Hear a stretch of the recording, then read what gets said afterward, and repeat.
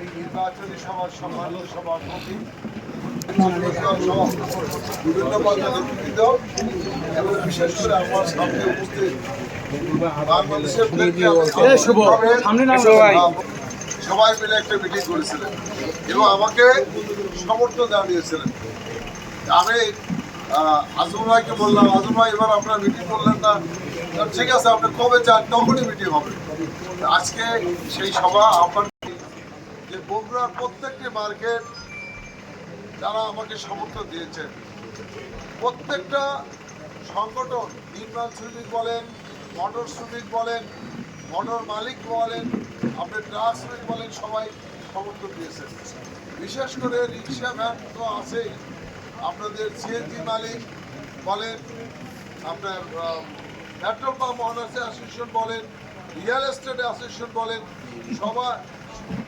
সবাই মিলে তারা প্রকাশ্যে সমর্থন দিয়েছেন এবং তারা বলেছেন আমরা দোকানপাট, আমাদের সিএনজি স্টেশন, পেট্রোল পাম্প বন্ধ রেখে আমাদের কর্মচারীদেরকে বলতে তারা ভোট দিয়ে আসবা।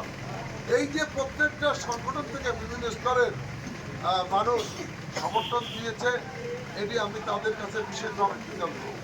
আর এটি আপনারা জানেন, বগুড়া এটি জিয়া পরিবারের আসন।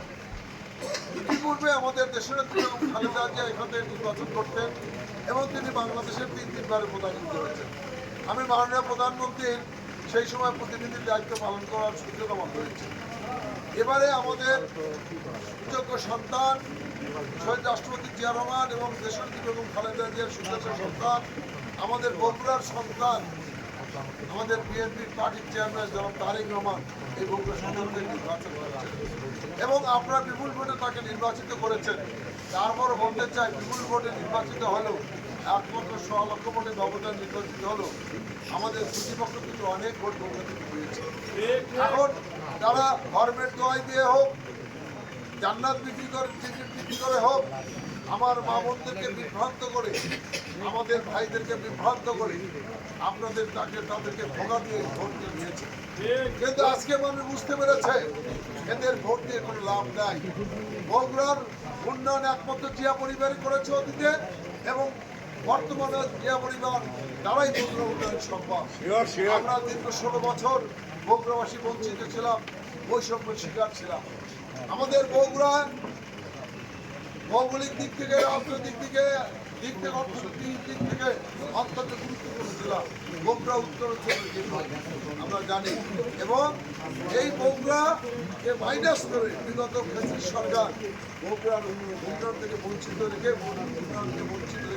তারা কাজ করেছে।